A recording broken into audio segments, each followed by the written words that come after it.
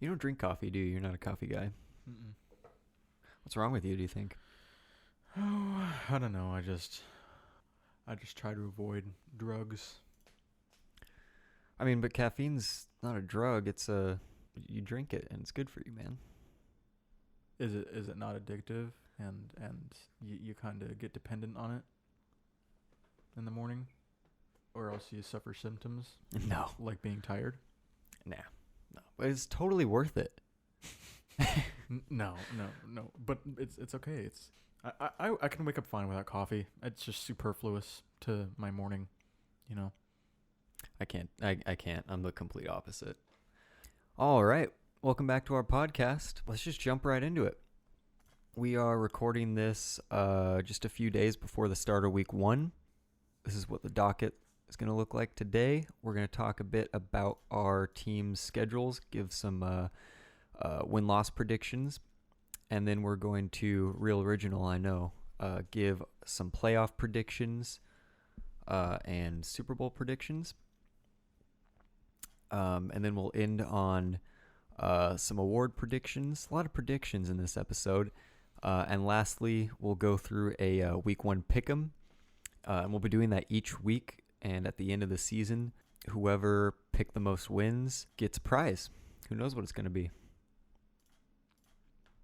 You down for that? I would love to win a prize. I can't wait to see what it is. I can't wait for us two to decide what the prize is going to be. Yeah, what should it be? I have no idea. All right. Do you want to go over the Seahawks schedule first, or do you want me Yeah. to go first with the Giants? I'll go with the Seahawks schedule first. Week 1 against the Bengals, I get to go there. It's going to be super awesome. I get to be in Seattle for that game. I'm super excited to see DK Metcalf, Jadeveon Clowney on the field for the first time in a Seahawks uniform. That's an easy W. They don't have AJ Green, and our defense is just too good for them. Our offense, a little bit unproven in terms of wide receiver depth, but I think that DK Metcalf is a great home run ball threat.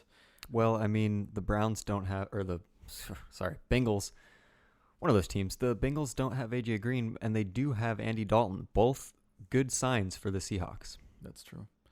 Going on to week 2 at the Steelers, I think that we're going to win that one. The Steelers finally drama-free, but I think that we're going to be able to go into that stadium and kick them around. I think that Shaquille Griffin or Trey Flowers has got Juju on lockdown, and the other guys got the backup receivers. In terms of James Conner, we have the best front seven, bar none, I think. I think that our rush defense is going to be scary. I think our pass rush is going to be scary.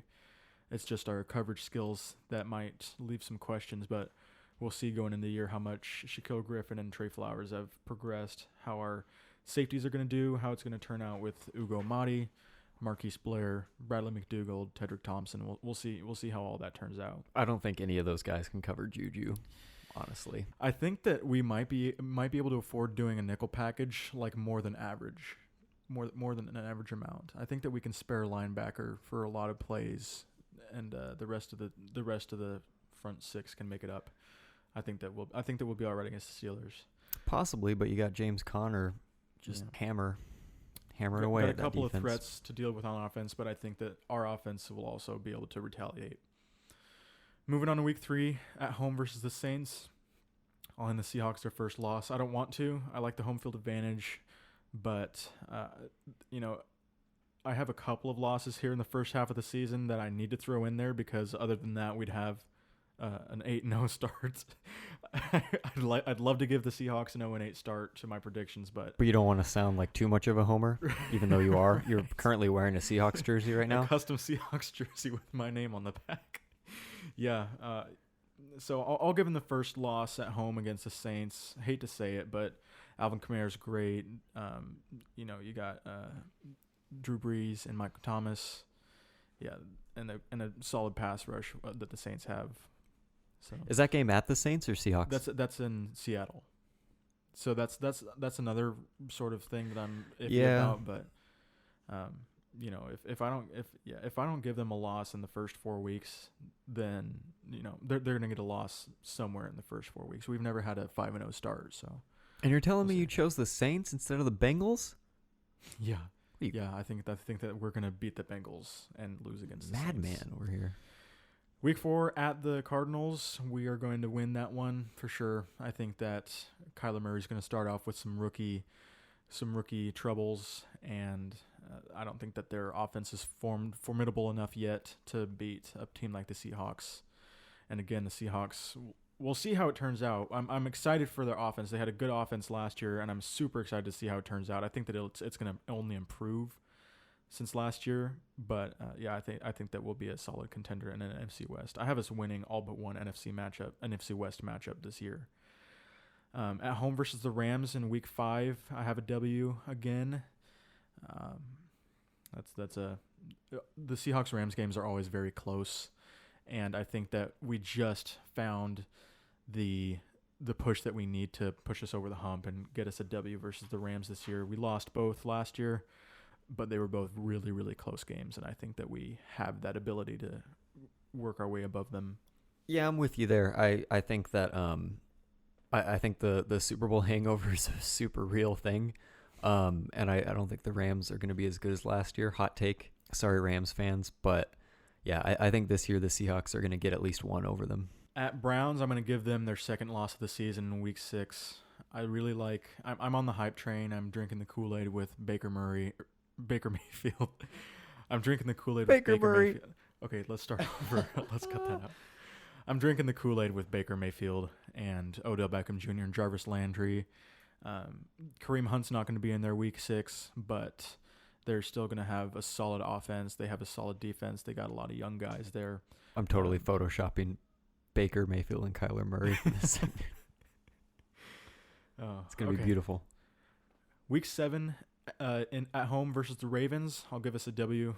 It's going to be hard to contain the Ravens, Lamar Murray this year. It's going to be hard to contain him. I know. You got Lamar Murray, you got Baker Murray, you got Kyler Murray. Did I say Lamar Murray? Did I not say Lamar Jackson? Oh, my God. It's going to be hard to contain. Dude, are you that scared of Kyler Murray already? He's in your head. We need to just cut all that out. Lamar Jackson's going to be a tough guy to stop. He's even tougher than Lamar Murray, I think, this year. I think you need to just drop it at this point. I made a simple mistake. Lamar Jackson's going to be tough to stop. He's got the run ability and the pass ability. He's got pass catchers. So I think that our defense will be up for the task. Earl Thomas is homecoming back to Seattle in a Ravens uniform. That'll be an interesting thing to watch for that game sure. I don't know how much bad blood he has against teammates. I know that he's got a bad relationship with the coaching staff. Well, other than flipping off the sideline when he got injured last year. That was for Pete Carroll 100%. That wasn't for any of his teammates. Yeah, he doesn't have much bad blood. I'm curious to see how he comes back to Seattle. But I'm gonna say the Seahawks win that game in Earl Thomas's homecoming. Week 8 at the Falcons, I'm going to give them another L. The Falcons have a great passing That's attack. Understandable. Yeah, they have a great passing attack. Probably a little too much for our coverage ability. That's my main consideration in terms of that. Week 9 versus the Bucs in Seattle. We're gonna win that one. I think that one's pretty easy. Jameis Winston is on his way out, I think, in my opinion, unless he's able to, man up and take control of that offense. Defensive wise, the Bucs are probably not to the matching ability of the Seahawks. Moving on to Week 10 in San Francisco for the 49ers matchup. I'm gonna give them a win there too. That's I have us winning both 49ers matches. Really? Yeah, both 49ers. Because Jimmy Garoppolo had such a small sample size in 2018. He's still unproven. I guess we'll see how it turns out. He's up in the top candidates for comeback player of the year. Yeah, I mean 49ers have a lot of weapons, man. They do. But and last year, to give them credit, they were riddled by injuries. And I think that we got that. I think that we got both matchups versus the 49ers, including the one in San Francisco. Week 10 at the Philadelphia Eagles, I'll give them another L. That's another tough offense on the road. That's and another it's a tough defense as well. I think that they'll be able to put a solid strain on Russell Wilson. Do the Eagles and Seahawks play only once, right? in that game, if Wentz doesn't play, he's not healthy, do you think the Seahawks still take the L? Who's their backup right now? McCown? No idea. Yeah. I think it's McCown. I think Sure. McCown said McNown or whatever his name is. I think that McCown said sure. As long as I'm able to go home right after the game and coach my son's football teams. Vikings, I think that we're going to win that one. We have pretty close games with the Vikings as well in the past couple years. They're a good team. They got a good defense and a good offense, but I see us prevailing over that one. Week 13, I'm going to give us the first and only loss in the NFC West at the Rams. There's going to be a lot of Seahawks stadiums in the Coliseum. From what I've noticed, there's a lot of visiting uniforms in LA versus the Rams. You know, there's probably it's probably pretty close to 50-50 in terms of fanship in LA. Yeah, I agree. There's a lot of freaking people in LA. That probably has something to do with it, and they're not all Rams fans. At the Panthers, I'm going to give them the W. I'm going to give them wins to close out the season. At the Panthers and the Cardinals and 49ers at home. The Panthers are going to be a tough one, but again, I think that we can lock it down. We know that McCaffrey's a big threat. DJ Moore's an emerging wide receiver 1, but I think that we can shut that down, and I think that our offense is better than their defense. And yeah, finishing it off with wins at home versus the Cardinals and 49ers. Those are another couple of easy ones in my opinion. Yeah, it's a nice way to close out the schedule for them, exactly. definitely. Yeah, playoff push for sure. I think that clinches up a playoff spot by week 15, by probably week 14 too. I don't know. I think it's going to be at least 11 win season. I think that they definitely improve upon last season, and they get to 11 wins. Possibly win the NFC West. I think that they could, and I think that this is their best chance in a while. Yeah, I can see that. I can definitely see the Seahawks playing off like a wild card spot. I think their run heavy offense is going to perform very well against the defenses in their division. And I think Russell Wilson's always capable of an MVP type season. All right, let's move on to the Giants. So I predicted the scores a little bit too, so we can see how horribly off I am at the end of the season with all these. So that'll be fun. But I got week 1 at the Cowboys. I'm sorry, but that's a loss. Got to keep it realistic. I got them losing 30-20. Now that they have Zeke back, I just don't see a week 1 win. You know, typically we've got off to a slow start these last few seasons, and that Cowboys team is just loaded. It's unfair, and I hate it. Zeke's back too. Yes, he is. Zeke's back. Highest paid running back in the NFL. They said that it was reported that they might limit his carries to 22 to 25, and that's crazy that's limiting. Yeah, exactly. So that doesn't make me less worried at all. Yeah, he's in his highest paid running back contract more than Todd Gurley so far, for sure. So it's like week 1, instead of getting, 250 total yards, maybe he'll be more around 150. Instead of getting multiple touchdowns, maybe they'll only give him maybe 2, maybe 1, maybe 2 at the highest, Anyways, I got a week 2 loss, the Bills. It is a home game, but again, I think it's going to take a little bit of time for this team to kind of mesh together. They're young, super inexperienced at almost every position. So I got a loss versus the Bills week 2, 21-13. I think our offense is going to take a little bit of time to develop. I think Saquon's still going to kill it. I just don't know if the passing game is going to be there at the start of the season. I love Eli Manning. He's a Hall of Famer. He's been my quarterback for my entire life, but he's on his way out, So moving on to week 3, at the Bucs, even though it's a road game, the Buccaneers, I think, might be one of the worst teams in the NFL. I think that they might be one of those candidates for the number 1 pick next year. I can definitely see that happening. So I have a win for the Giants at Bucs, 21-17. I think a lot of these games will be close. If you've noticed, these last 2 games have been either a touchdown or a field goal as a difference. Yeah. They had a lot last year too. Scores within 7 and 3. Right. And I do think that we will improve upon our record this year. Week 4 against the Redskins at home, I think that's another W, 20-10. I have little to no faith in the Redskins offense. I think it might be the worst in the league this year. Yeah, I think the Redskins are a candidate for the number 1 pick. Yeah, me too. Same here. Whether it's Dwayne Haskins at quarterback, Case Keenum at quarterback, or Colt McCoy at quarterback, you got the 3 stooges there. Yeah. Dwayne Haskins just doesn't look ready yet to lead an NFL offense. I think that they'll plug him in definitely this year. They're Definitely at some point, I think, too. Yeah. However, I don't think he's ready to run an NFL offense by himself yet. No. I think that he gets off to a bad rookie season and probably makes a huge improvement in his sophomore season. That's my prediction. I like sophomore quarterbacks. Yeah, I mean, historically, almost every rookie quarterback, especially that starts week 1, they just do not have statistically good seasons. That's just how it is. Yep. Baker Mayfield was kind of a outlier in that aspect. Moving on to week 5, we got the Vikings at home. Even though it's at home, I think that's another loss. The Vikings are a very talented team. I don't know, again, if they put it all together this year. Since this is not a playoff game or a big stakes game, I think Kirk Cousins will play well. So I have that as a loss for the Giants, 30-14. When you're not relying on his clutch ability. Yeah, Kirk Cousins might be the least clutch quarterback in the NFL.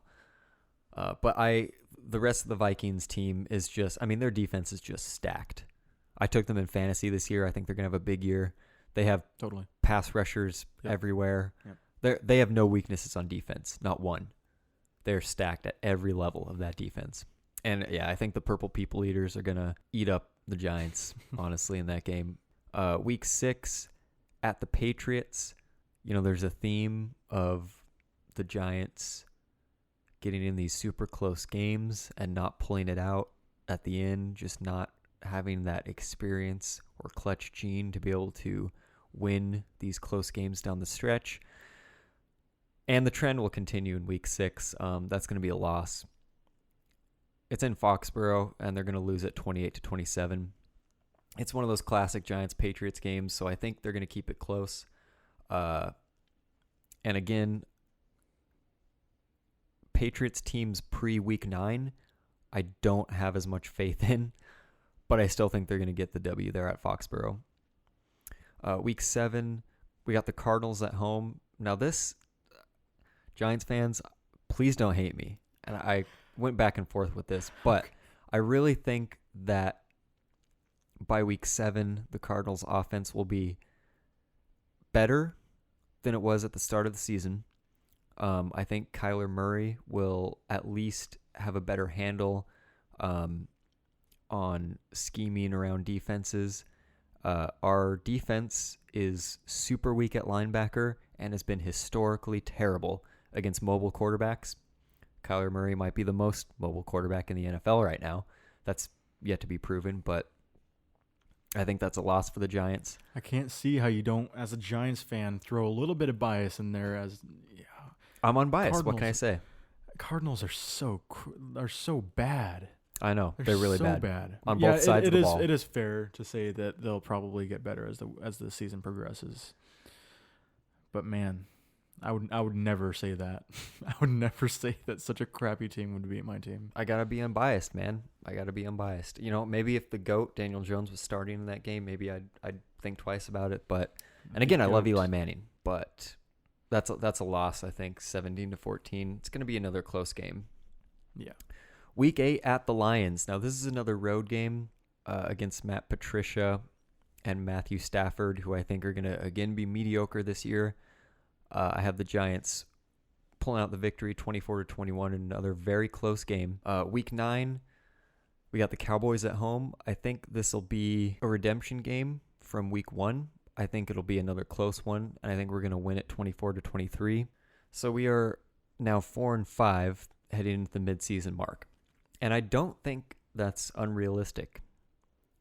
I think that's pretty spot on. I think that's a genuinely level-headed prediction for the Giants season at the midpoint. Week 10 at the Jets. That's going to be a fun game. That's going to be a super fun game. watching Saquon Barkley and Le'Veon Bell duke it out. But I think that the Jets defense is very, very weak. They already lost one of their starting middle linebackers for the season. Jamal Adams is the only player in their secondary that I have any fear of. And I think that the Giants are going to get the win 34-17. I think that'll be one of those Saquon weeks where he catches, 10 balls out of the backfield and rushes for 150 yards. Week 12 at the Bears. Now, we did beat the Bears last year, and it wasn't a necessarily close game. It was a really, really surprising outcome for that game. They don't repeat that. The Bears team, in my opinion, has gotten a lot better this year, and that's a loss for the Giants, 20-7. Their defense continues to be dominant. Khalil Mack and Eddie Jackson. I just can't see. I just can't see a win for that Giants offense. The Bears are at a the tough Bears team this year. Week 13 versus the Packers. I think that's another loss, 28-14. Now that we're in the playoff stretch, I think Aaron Rodgers steps it up a bit. I think they really start coming out with high-scoring games, and the Packers' defense is much improved this year, so I think that's a loss, 28-14. Week 14 at the Eagles. Now, like I said, I was super optimistic about this season, but Week 14 at the Eagles, I just can't see a win there. I think it's going to be one of those heated, high-scoring rivalry games. Hopefully, Deshaun Jackson does not return any punts or kicks in that game, or I will jump out a window. Hopefully, you punt and kick it out of bounds. Yeah, I think that's a loss for the Giants, 40-33. I think it's going to be one of the best games of the year. It'll probably be a shootout. Week 15 against the Dolphins. I don't know if the Dolphins can even get one win this year, so I'm taking the Giants over them.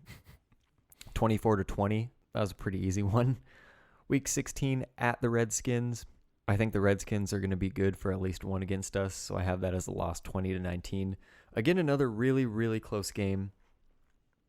Week 17 against the Eagles. That's a W. I think the Eagles are one of the most talented teams in the NFL, unfortunately. And I think they set their starters week 17. And I think that we score a whole bunch of points against their backups. Let's just say that in the last week of the season. So that leaves the Giants with a 2019 record of 7-9, which is 3 games better than last year. I think that's a reasonable improvement. That's very fair. Yeah, I'd agree with that.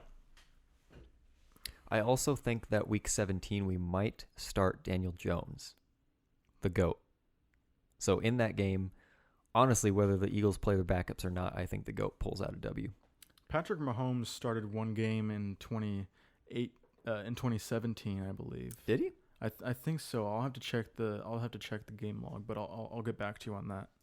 If you give anybody the Patrick Mahomes treatment, then they're automatically more set up to succeed than if you just throw them into the fire like that. And you're raising expectations, and they don't meet those expectations because they're young guys, and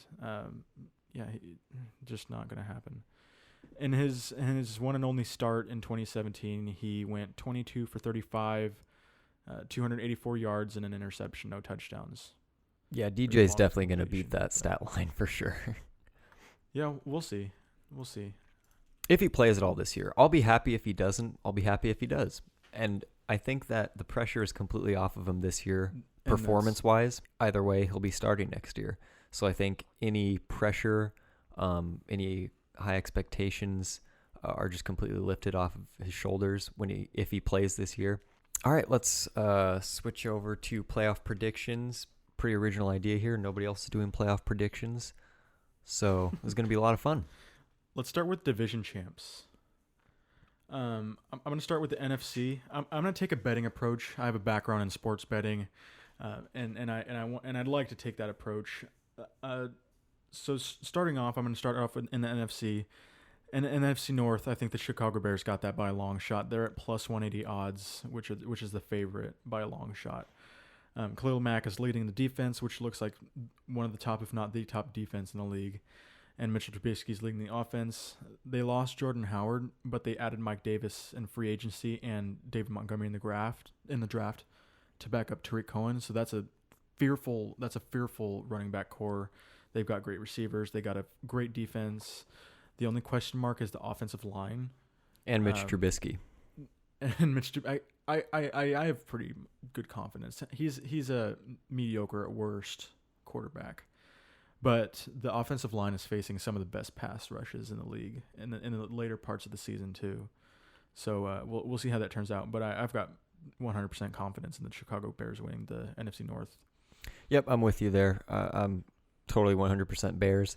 I wanted to say the Packers here, but I just don't love first-year head coaches, even though it is Aaron Rodgers. I think it might be another year where they go 7-9, 8-8, maybe get a wild card spot, and Aaron Rodgers still throws like 35 touchdowns and -2 interceptions. I think he'll still have a statistically great year, but that Bears defense, man, they are just so stacked. And their offense, I think, is going to be underrated going into this year. I really like their offense. They have fantastic receiver depth and running back depth.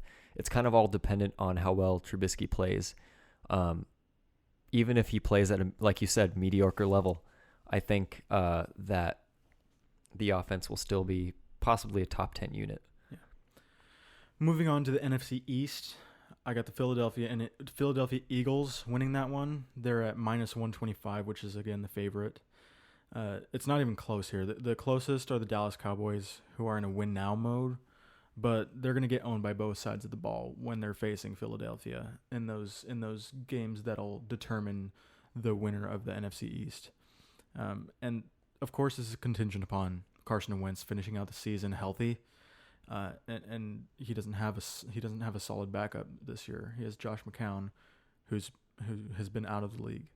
So it's contingent upon Carson Wentz staying healthy, but I think that this Eagles are 100% the pick for the NFC East. Yep, we agree again, unfortunately. I wanted to say the Cowboys, but then I realized that I was a Giants fan and I couldn't pick them. Even despite Ezekiel Elliott coming back, I always kind of thought that he would play by week 1. I really didn't think that he was going to sit out many games if he did sit out. But I still don't think that the Cowboys will be able to beat the Eagles this year. If the Eagles were not such a good team, I would take the Cowboys in a heartbeat because they are a really talented team. Yeah. And I trust Zeke's clutch ability over Dak's clutch ability. But the Eagles are just so stacked. And I feel like people forget, Carson Wentz was going to be the NFL MVP that year. Yep. And he's coming off of a serious knee injury, but that doesn't deplete any of his arm talent, man. He's a lot better than Dak.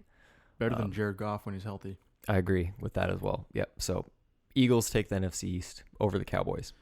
NFC South, I got the Atlanta Falcons at +320, and that's the underdog. I'm taking this bet because of the price attached to it. I think that the Falcons are still a great team. And although the Saints are in that division and they're Super Bowl contenders, I think the Falcons are probably one of the only teams that can take a run at them. The Saints have lost dimension in the backfield because they lost Mark Ingram. So they rested Alvin Kamara and used Mark Ingram in a lot of games, and I think that puts a lot of weight on Alvin Kamara's shoulders, not being able to take much of a break throughout the season, because he's going to have a huge workload again this year, and he won't have a Mark Ingram to back him up. So I think that puts Atlanta Falcons in a good spot, and the Saints have a defeatable defense, and if anybody can defeat it, it's the Falcons.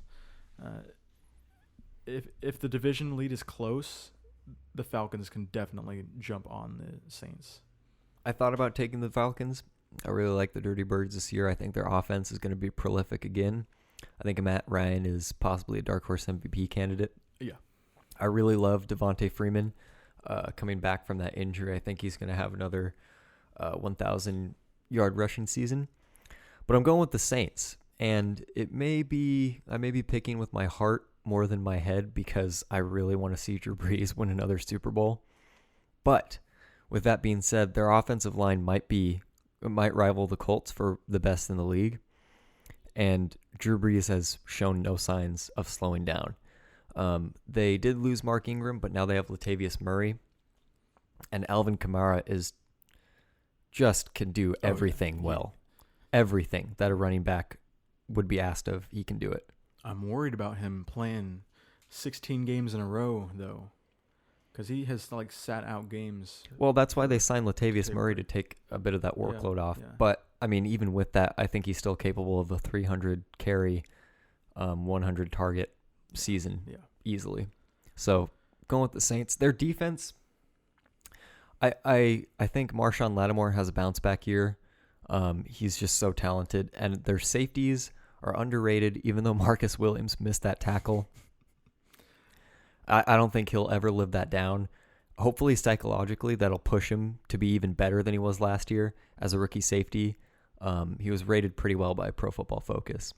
And not to take any props away from the Saints, because they are a Super Bowl contender. They are likely going to the NFC Championship, in my opinion. But it's the betting perspective that I was focusing on when I picked the Atlanta Falcons too. I do think that the Atlanta Falcons are a great team as well, and if anybody else has a chance, it's them. Yeah, I'd definitely take those odds. It's a tough one though in that division, because depending on how well the Bucs play this year, because they do have Bruce Arians as their head coach, so that could lead to possibly a wild card spot. You never know. But I mean, this division is 3 teams deep easily. Saints, Falcons, and Panthers all could win. I could see winning the division, right? So, yeah, I definitely like those odds on the Falcons as well. Moving on to the NFC West, I got to go with my team, the Seattle Seahawks, taking that at plus 290 odds. They're the underdog behind the Rams. I know it might be. I'm skipping forward to the Super Bowl here, but I have the Rams winning the Super Bowl, or the NFC. And I know that might be a bit contradictory, but another betting thing, I'm sort of hedging my bets here. You have the Rams winning the NFC Championship. Yes. Not the Super Bowl. I have them winning both. Oh, you do? I have them winning the NFC Championship and going on to win the Super Bowl. And I realize that taking the Seahawks might be a little bit contradictory, but I'm hedging my bets. And I'm putting faith in my team. I can't pass up the Seahawks' opportunity to usurp the Rams' role as division leaders. Get those 2 wins, get those 2 really close games as W's this year. They have the NFL's best front 7 again. Our offseason acquisitions turn those close games into wins. I see us winning the division by just a little bit in the last 2 weeks. We have a good last home stretch, and I want to see them win the NFC West again, back on the horse. Jared Goff in the playoffs might be an underrated performer now. I think that he has experience, and that's why he might be able to win the NFC Championship in the Super Bowl this next year. So the Seahawks fan picked the Seahawks to win the NFC West. Interesting hot take. and the division rival Rams to win the Super Bowl as a wild card team. But bold moves, William. Yeah, that's the betting perspective for you. So I think the Rams are hung over. I really believe in the Super Bowl hangover. I don't think they're going to repeat in the Super Bowl. I have a lot of questions about their defense. I have a lot of questions about them being able to stay healthy. Cooper Kupp was out for however long he was last season with a concussion, I think. No, he tore his ACL. Or tore his ACL. Either way. Which is much worse. Yeah, that's way worse. But I think this is going to be a bad division. And I still have the Rams winning it. Maybe with a 10-6 record. I don't love this division. I still think the Rams are going to win it, but I can easily see a 9-7 or 10-6 team winning the NFC West. I, am an unbiased, fairly smart, kind of smart, in my opinion, smart human being. So I think the Seahawks are not going to win the division. And I can see every team in the NFC West getting less than 9 wins. That's a bold prediction, my friend. The NFC is full of so many good teams. I think it's going to be one of those years that has so many 8-8, 9-7 teams just because they're all so evenly matched. and good. I mean, you got like so we have the Bears, Eagles, Saints, Falcons, Seahawks, Rams as potential division winners. We're leaving out the Vikings, the Packers, the Panthers, the Cowboys. Yeah, just so many. I could see all those teams potentially winning their division easily. AFC North, Cleveland Browns. That's the favorite at plus 145 odds. It's not even close. I have the Cleveland Browns advancing to the Super Bowl on pure offensive talent. When the playoff push gets underway halfway through the season, the offense will have Baker Mayfield. Kareem Hunt's going to be back from suspension in Week 9. And Odell Beckham Jr. and Jarvis Landry. And I don't think that anybody in the AFC North can stop that. I think the Steelers will have a chance, and I think they will. I think the Steelers are going to win the division. That defense, man, with Devin Bush now, that is nasty. That is a nasty, nasty defense. They have character, they have heart, they have toughness, man. I think the steel curtain is back, and I think getting rid of Antonio Brown lifts a huge shadow off of that team. And I think Ben Roethlisberger and Juju Smith-Schuster both have a lot to prove and will be plenty motivated this season. Steelers for me. Let's move on to the AFC East. AFC East, I have the New England Patriots at minus 550. No comment on the rest of the AFC East. So I'm going to go with the Pats as well. Yeah, easy. Do we even have to talk about this? They haven't lost the division since like 2004. Nope, let's move on to the AFC South. Okay. AFC South, I'm taking the Jacksonville Jaguars at plus 240. Ooh, interesting. There's a major shakeup in that division now. The Houston Texans are acquiring Laramie Tunsil, and they're dealing away Jadeveon Clowney. No more Andrew Luck. Colts are losing Andrew Luck. You believe in Foles magic? I do. It's a major shakeup in that division. Texans are the favorite, but Jaguars were in the AFC Championship like 2 years ago, and they took a dive behind Blake Bortles, and I have confidence in Nick Foles over Blake Bortles. Super Bowl MVP. They've added Jawan Taylor and Josh Allen. Jawan Taylor adds personality to their rushing attack. Jawan Taylor is a massive man. Leonard Fournette can go back to his bruising ways behind Jawan Taylor. I think that immediately adds to the running games. Yeah, it was a perfect scheme fit for them. And Josh Allen, immediate fit right into that defense. I think that they'll do great again, return to their Saxonville form. And so that makes both sides of the ball better. I think that the Jaguars could make it as far as the AFC Championship again this year. I'm going with the Colts to win their division, not the Super Bowl, because Andrew Luck retired, but not because I have faith in Jacoby Brissett, but purely because I have faith in the rest of the team. Yeah. They are so good and talented and young on that team, man. They don't have a lot of weaknesses. Yeah, and people don't give them enough credit without Andrew Luck. I think Jacoby Brissett is. It's not like they have a rookie quarterback who they're throwing into the fire right now. Yeah. Okay, this guy's been in the system for a while. He's a Bill Belichick disciple. If anything, he's going to be a capable game manager. I could see the Colts having an Eagles type run in the playoffs like they did with Nick Foles. Yeah. With Jacoby Brissett. And who knows, maybe Jacoby Brissett is their franchise quarterback this season.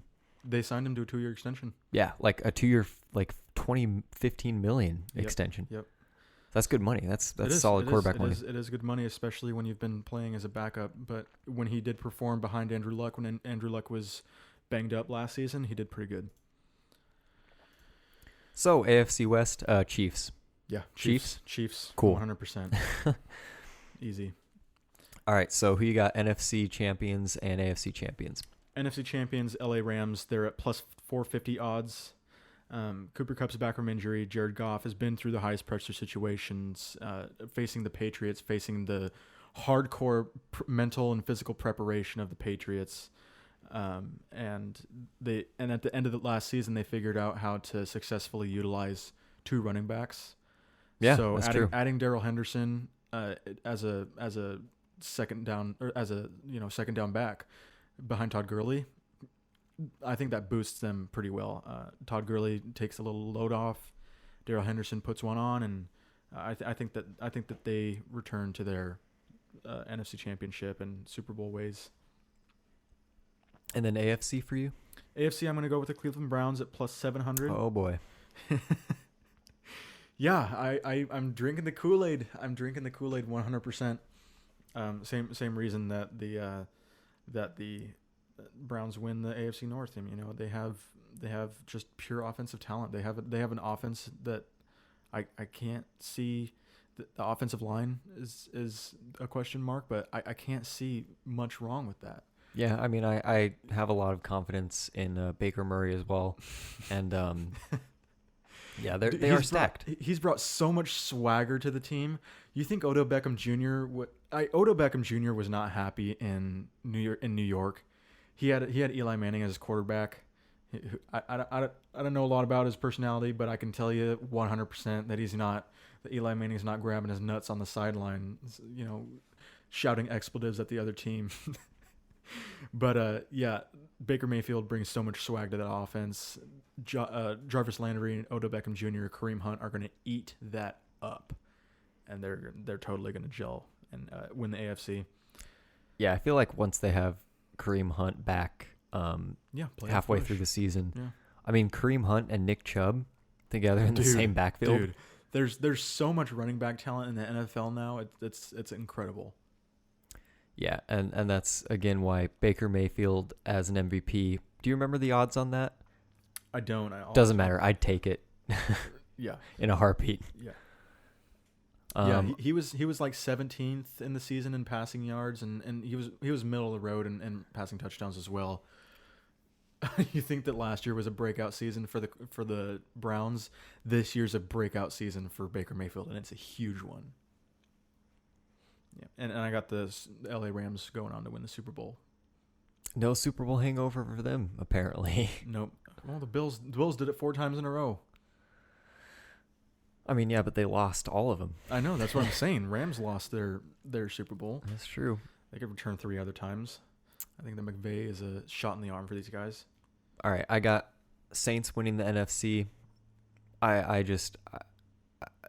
This is a 13-3 team that only got better.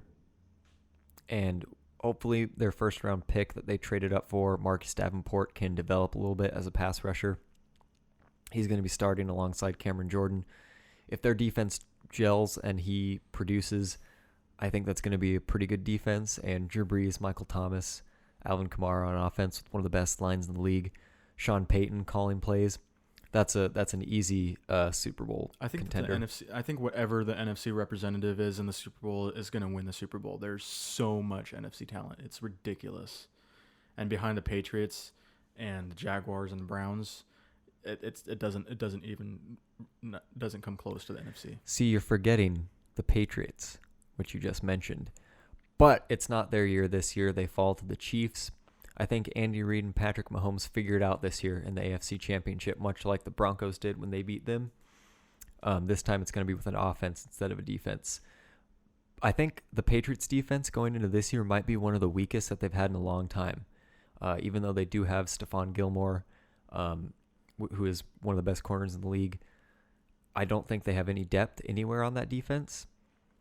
And I think Patrick Mahomes is just too talented. I think they easily win the AFC Championship game over the Patriots this year.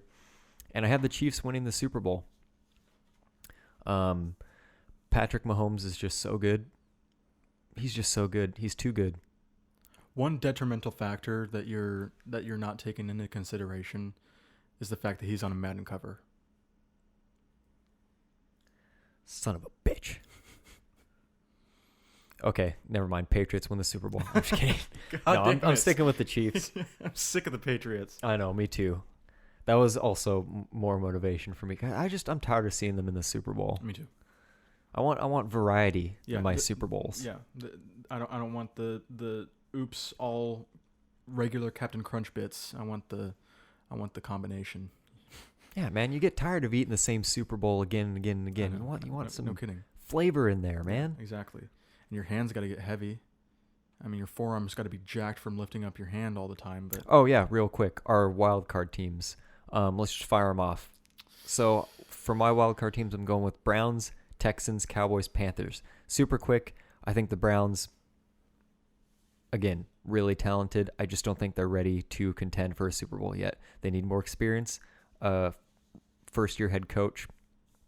I think the offense plays well. I think the defense fails them. I think the offense fails them in clutch moments. The Texans, I think this could be either a wild card, really good postseason run for them and Deshaun Watson, or I think it could be the year that they go 4-12. I think they're a boomer bust candidate this year. They are going all in. Their head coach, Bill O'Brien, the complete bungling of the Jadeveon Clowney situation tells me that they might not be as ready as they think they are to contend for a Super Bowl, but they're going to try, and I think that's going to end up in a wild card spot for them. Cowboys, they are exactly talented enough to maybe go 10-6, 11-5 for that wild card spot behind the Eagles, but they'll lose in the wild card and/or divisional round as they do every year. Sorry, Skip Bayless. Panthers. I looked at the Panthers depth chart at their roster. I have faith in Cam Newton. I think he's one of the best dual threat quarterbacks to ever play in the game. And their defense is only getting better. I think that DJ Moore can be a very solid wide receiver 1 this year, and I think he'll develop into Cam Newton's favorite target over Greg Olsen this year. And Christian McCaffrey is just white lightning, man. He's just insane. Led the Panthers in rushing and receiving yards and receptions. Yeah, I think that just the combination of Cam Newton and Christian McCaffrey is enough to put them in a wild card spot. Wild card teams, Willie, go. Whoever comes in second in the NFC West, Seahawks or Rams, there's too much talent there to turn them down. Okay. And the Falcons. I think the Saints honestly are going to win the NFC South, which is contradictory to my betting prediction, but that's a betting prediction because I'm greedy and I'm going to take the underdog for more money. AFC side, I'm going to take the Colts, and I'm going to take the Steelers. Colts, people don't give them enough credit, and I think that Jacoby Brissett has a mediocre at worst season, and the rest of the Colts are able to back him up pretty well. And the Steelers, finally drama-free.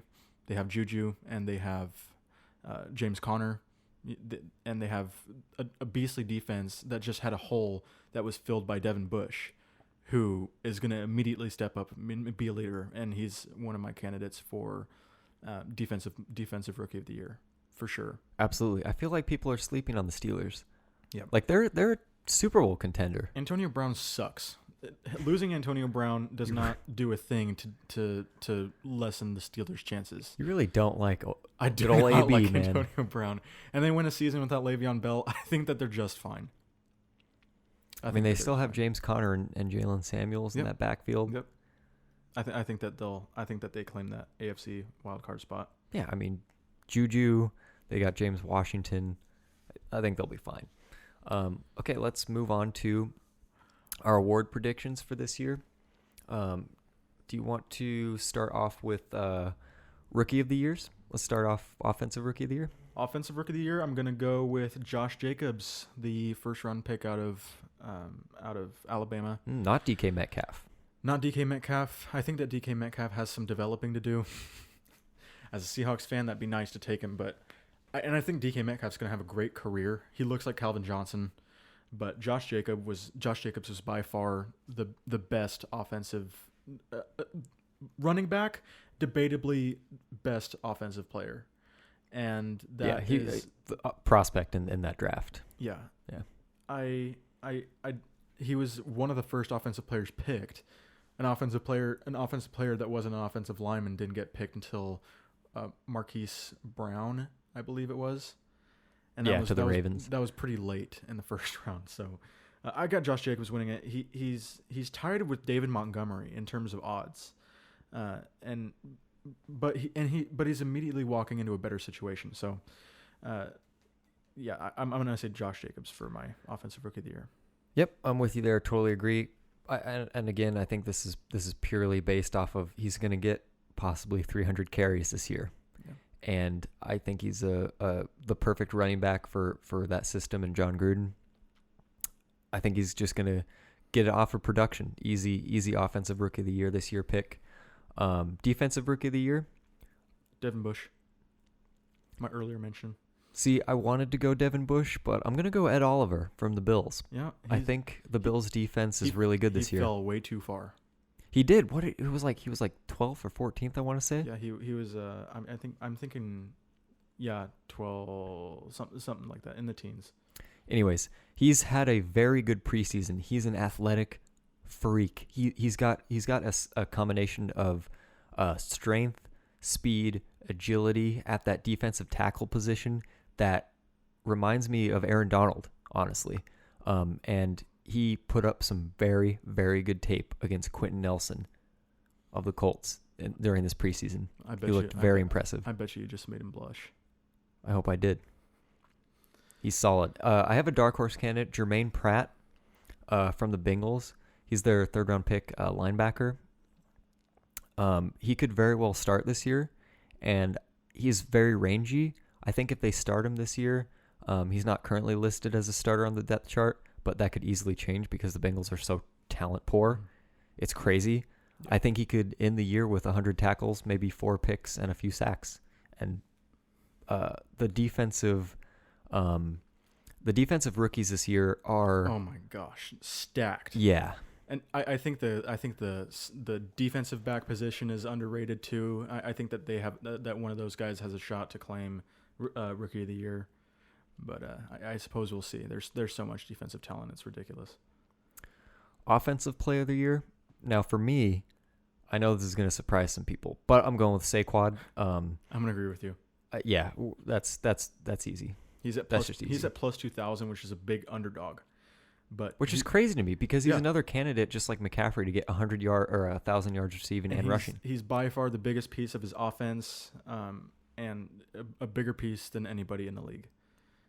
He's gonna have a big workload, and that's gonna translate into some end of the season award. Defensive player of the year, who you got? Aaron Donald again. Aaron Donald is a freak of nature. He's an absolute freak. He's a freak, and he's gonna. Ndamukong Suh is leaving, and Aaron Donald is just gonna sweep up the 6 sacks that Ndamukong Suh stole from him. So, 26 sacks. Daring pick. Sorry, 4.5 sacks that Ndamukong Suh had. He's the favorite, right? He is. Khalil Mack's right behind him, right? Yes. And that's who I'm going with. Khalil Mack last year did things to quarterbacks and to offensive linemen that should be illegal. I'm dressing up as Khalil Mack for Halloween. I'm not dressing up as Aaron Rodgers in that case. He's just crazy. He's just insane, man. I can see him getting another year of like 15 sacks. This could be one of those years where he sets the sack record because that defense only got better. And he, watching his tape from last year, he just wills things into existence. Like he just pushes through anybody and everybody and anything and everything. He's crazy, man. Khalil Mack, Defensive Player of the Year. MVP. I'm gonna go with your dark horse candidate, Matt Ryan. He's got the same offense as he had last year with Calvin Ridley stepping up also. Similar to DJ Moore, they were both awesome prospects in their draft class. He's progressing into the wide receiver that he was meant to be. So it could be a similar Juju Antonio Brown situation where Antonio Brown is Julio Jones and Juju Smith-Schuster is Calvin Ridley, who I think has a big chance to be better than Juju Smith-Schuster in the long term.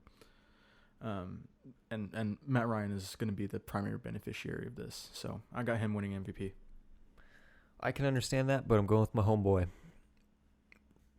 Who's that? Patrick Mahomes. Oh, I can't trust that Madden cover curse. It hit way too hard in Madden 19. I think he turns it around this year. No more Madden curse. I think Patrick Mahomes gets rid of the Madden curse. He stomps it out.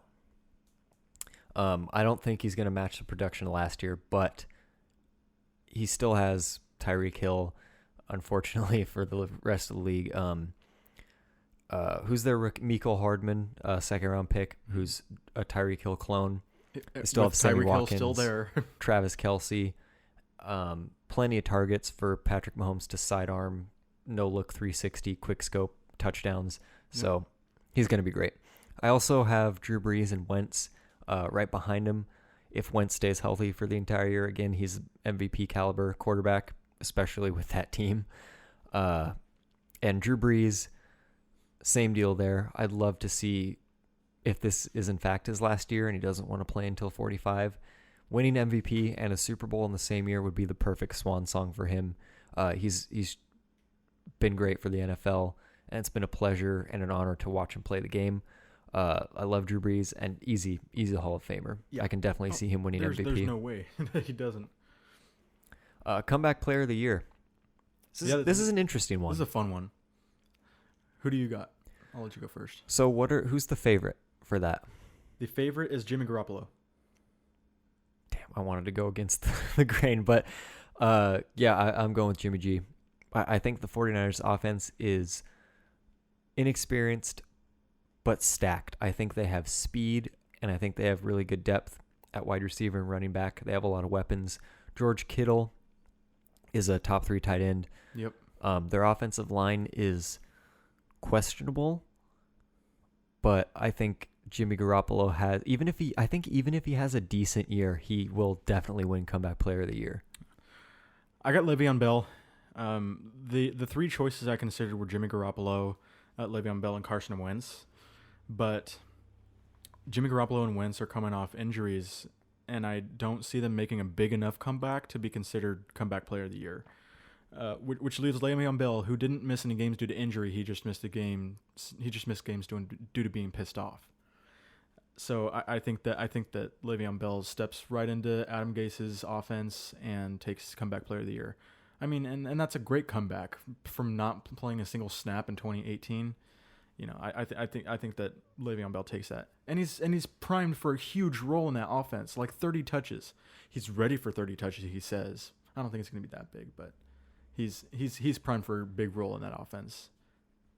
Yeah, I can totally understand that. I just think it's going to be a quarterback winning Comeback Player of the Year this year because you got Jimmy G, Carson Wentz, and like you said, Le'Veon Bell did not miss a year due to injury, anything like that. It was he voluntarily sat out the year due to contract disputes. I don't think that's even worthy or considerable of Comeback Player of the Year, in my opinion, when you're going up against guys who had to suffer possibly career-ending injuries, and the quarterback position is just way more magnified than the running back position. And it is sort of a feel-good award. Absolutely. J.J. Watt got it last year, if I'm not mistaken. I think you may be right.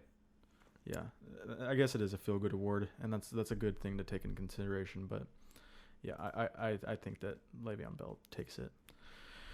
We are going to go through Week 1 predictions, and next episode we will go through win totals for every single team.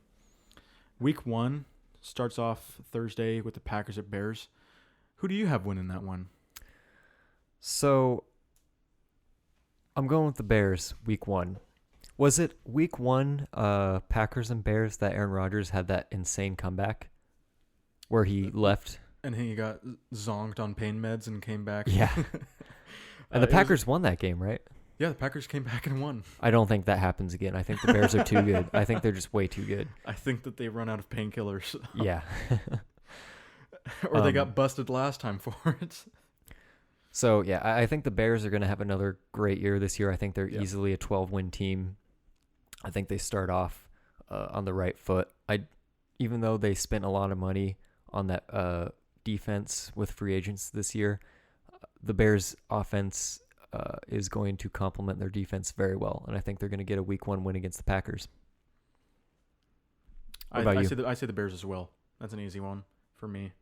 I like Aaron Rodgers, but I think in my opinion, he's regressing. I think he's begun the regression stages of his career. And we're going to have to cut it there. Thank you all for listening and watching. So our next video, once we get all these podcasts uploaded to iTunes, which will happen very soon, we will be going over our schedule predictions for each team. We'll be deep diving into each team. That'll be a separate video, and we will also upload a separate video for our Week 1 picks ahead of the Week 1 Sunday games as well as the Monday game. 2 games on Monday. Okay. Cool. Thanks, everybody. You're not going to win the division. Are you kidding me? Dude, we have the best. We have a great shot at it. Honestly, I think the Giants have a better shot of winning their division than the Seahawks. Hot take. Kidding me? Not a homer, completely unbiased. Are you fucking kidding me?